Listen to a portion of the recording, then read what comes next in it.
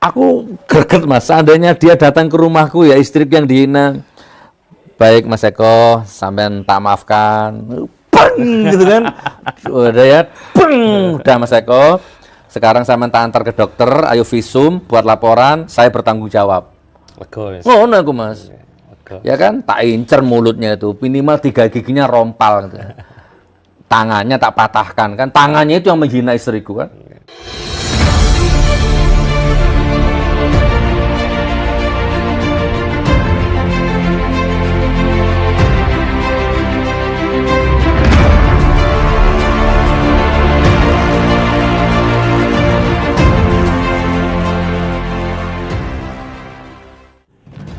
Assalamualaikum warahmatullahi wabarakatuh. Kembali berjumpa dengan saya di channel Hamzah Gantaran. Sahabat sebangsa dan setanah air di mana saja Anda berada.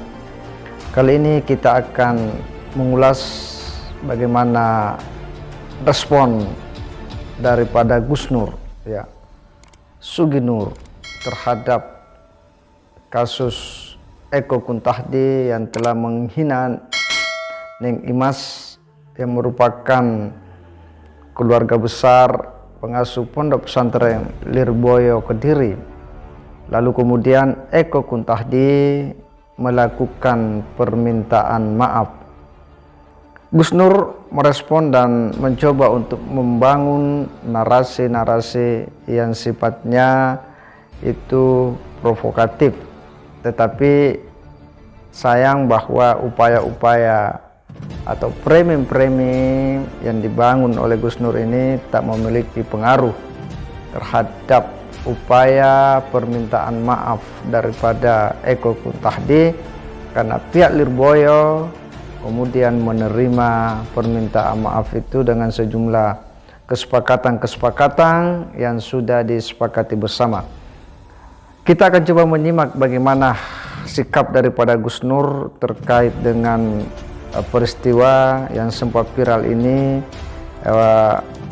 penghinaan yang dilakukan oleh Eko Kuntahdi terhadap Neng Imas. Sebenarnya yang dihina Eko ini bukan hanya Neng Imas Mas.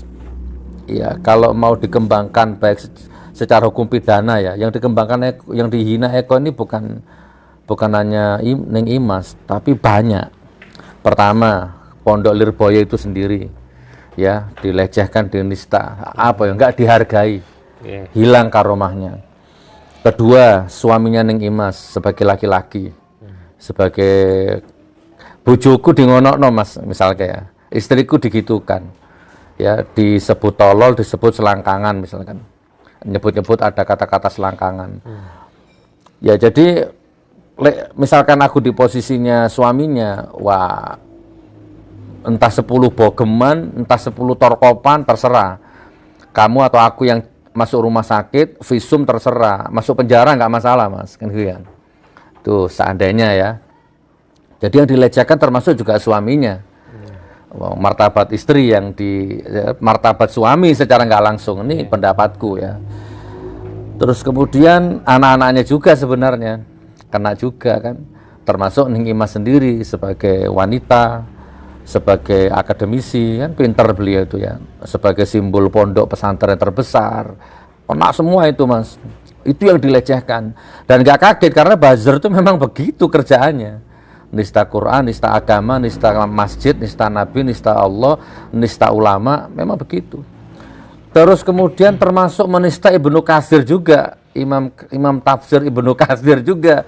Neng Imas itu kan saya nggak ngikuti detail, hanya kan sekilas-sekilas beliau lagi ceramah, ngasih kajian tentang Ali Imran ya, Ali Imran 14 ya kayaknya ya, tentang kenikmatan hakiki di akhirat atau bagaimana, terus ditukil tafsirnya dari Ibnu Katsir. Jadi secara nggak langsung Ibnu Katsir juga dilecehkan sama makhluk comberan yang namanya Eko ini.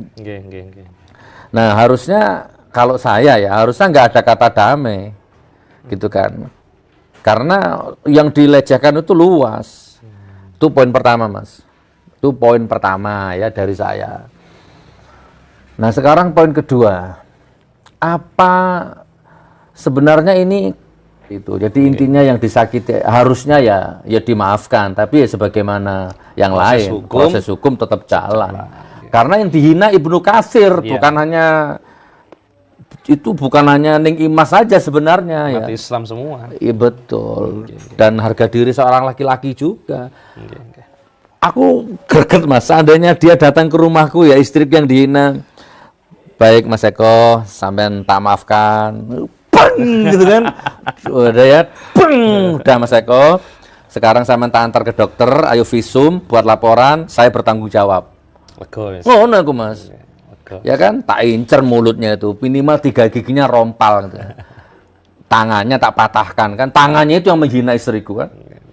Sudah, sekarang saya maafkan, sekarang tak antar ke dokter, buat visum, buat laporan, saya bertanggung jawab. Setahun 2 tahun terserah, terbayar, karena yang kamu hina bukan istriku, yang kamu hina Al-Quranku dan Ibnu Katsirnya juga yang kamu hina. Ya, kalau kita simak, ya sangat jelas bahwa katanya andaikan dia ya atau istrinya yang kemudian dihina seperti itu, maka dia akan rontokkan ya gigi daripada Eko Kuntahdi, atau paling tidak ya mungkin akan dibuat dulu babak belur ya, baru kemudian minta maaf lalu minta dilapor ke polisi. Apa yang dilakukan oleh Gus Nur jelas bahwa ini mencoba membangun narasi-narasi yang mencoba menggiring publik agar ya Eko Kuntahdi ini kemudian diproses ya secara hukum. Dia berharap sebenarnya bagaimana publik ya Indonesia khususnya umat Islam ikut-ikut untuk kemudian menyerang Eko Kuntahdi agar tindakan ini kemudian diproses, karena menurutnya Gus Nur bahwa ini bukan hanya menghina ya seorang wanita ya, bukan hanya menghina seorang istri, tetapi juga menghina Al-Quran dan menghina tafsir. Menurutnya telah menghina tafsir ya para ulama tafsir, sehingga ya harus diproses. Ini sekali lagi sebuah upaya yang sangat tidak edukatif bagi kita semua, bagi umat Islam. Di saat yang sama, sesama saudara kita sudah saling memaafkan, yang satunya sudah menyadari bahwa itu adalah sebuah kesalahan, lalu kemudian minta maaf. Dan memang lazimnya sebagai seorang muslim, jika kita tahu bahwa kita salah ya harusnya minta maaf. Dan sebaliknya bahwa orang yang dimintai maaf juga sudah menerima permintaan maaf, karena memang begitulah sebagai seorang muslim harus saling memaafkan atas segala kekeliruan atau kesalahan yang telah terjadi. Sebab jika semuanya harus ditindak ya secara hukum, maka di mana jiwa pemaaf itu yang sebenarnya menjadi sebuah sikap terpuji daripada umat Rasulullah Shallallahu Alaihi Wasallam.